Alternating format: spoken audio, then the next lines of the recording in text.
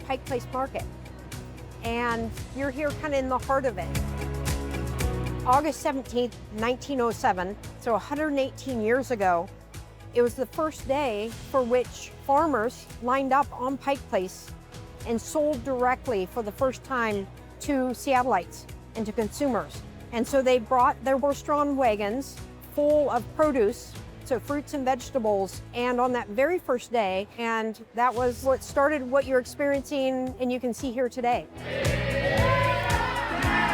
I think the beauty here is it's true community. It's an ecosystem of incredible delight. We have 90 plus farmers. We also have a significant part of our population are handmade artisans and craftspeople. If you have not been to the market in a while, there is more to see.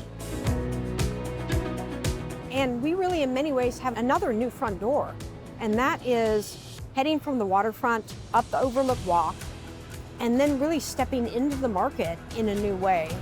When folks find themselves here, and there is so much to see, there's so much to enjoy, there's so much to taste.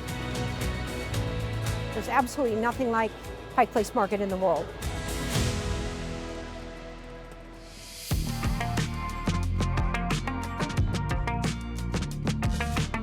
We are currently at the top of the Space Needle here in Seattle, Washington. It was built in 1962 for the World's Fair. What the Space Needle represented at the time and the World's Fair in general was innovation and hope and technology. When you arrive at the top and those elevator doors open, you are greeted like a big hug from the Pacific Northwest and this amazing view at the top. Back in 2018, we did the Century Project, where we actually peeled away concrete from the building and some wires at the top, and we replaced them with these gorgeous pieces of glass. Each panel is about 2,000 pounds and are made of the strongest glass in the world. One of my favorite parts of being here and being part of the team is walking around and seeing our guests experiencing the Space Needle for the first time. And then there's also this little bit of boldness and courage that is pulled out from all of our guests when they stand on the glass benches. Okay, you ready? This is comfortable though. Yeah. I kinda like it now. The Loop is the world's only rotating glass floor of its kind and its size. It can rotate clockwise and counterclockwise. It can also stop, speed up, and slow down.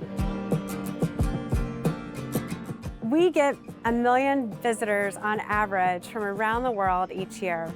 But the hot secret tip is to come early, especially during those summer months when it's clear and the views are amazing. Every time, every experience that you come up to the top of the Space Needle, you're gonna find something a little unique and different.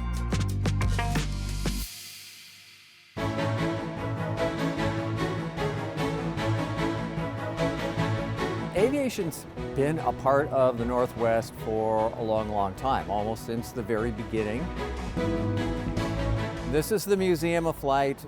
It first started in the mid-60s where a group of people decided they wanted to save some of this Northwest aviation history. So they formed a society, this very small space near the Space Needle, and now we're the largest independent air and space museum in the world.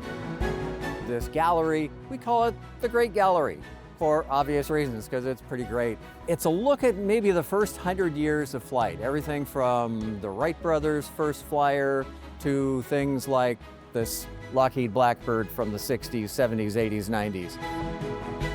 We have one whole building that's dedicated to World War I and World War II fighter aircraft and the story of those wars.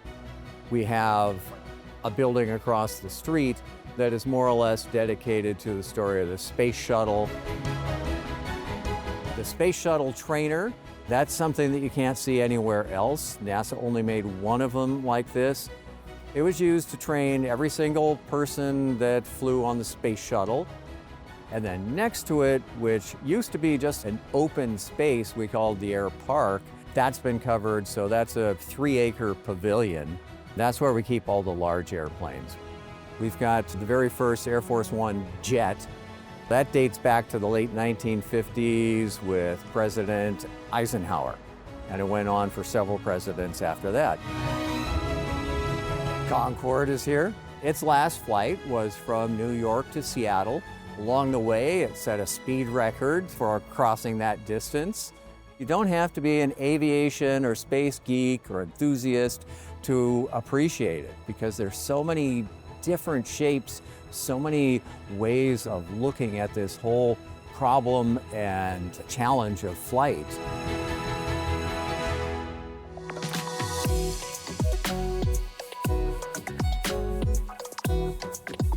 We are at the Olympic Sculpture Park, one of 3 sites of the Seattle Art Museum. This site was designed and imagined, dreamed up to be a museum without walls, a collaboration between Seattle Art Museum and the Trust for Public Land to purchase an abandoned, toxic brownfield and to remediate it to create this beautiful, accessible green space full of art. It's 9 acres of 4 different natural zones with over 20 artworks throughout the park. The artists that you'll find at the park represent national and international scope. Really incredible artists that you can see for free 365 days a year.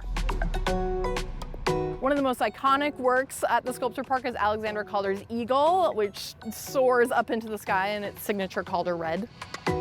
Almost every sculpture that you see at the sculpture park is a permanent part of the park and is part of the Seattle Art Museum's permanent collection. The exception to that right now is Ai Weiwei's Zodiac heads, which we are very happy to have installed through October 2027.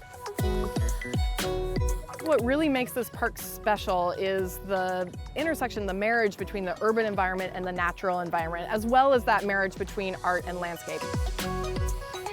It really encompasses a little bit of everything. You get these gorgeous views, you get the nature experience and the art experience all at once. Seattle's mission is to connect art to life, and nowhere is that more in evidence than at the Olympic Sculpture Park. It's an integrated part of the urban landscape and of the community around it.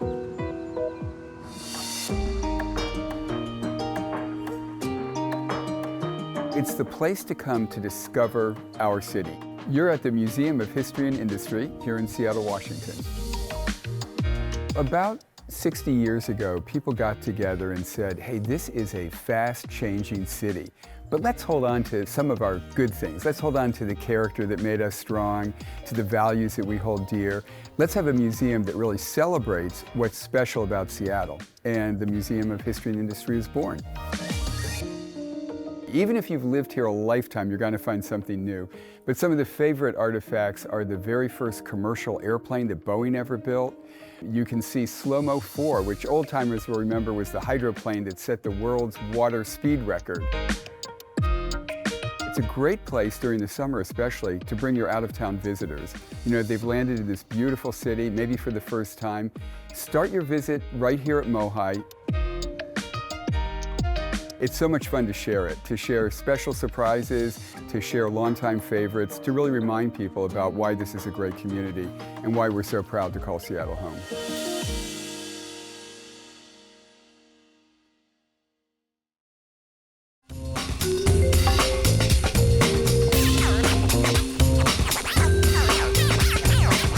Watch CityStream Tuesday nights at 7 on the Seattle Channel, or find us anytime online at seattlechannel.org.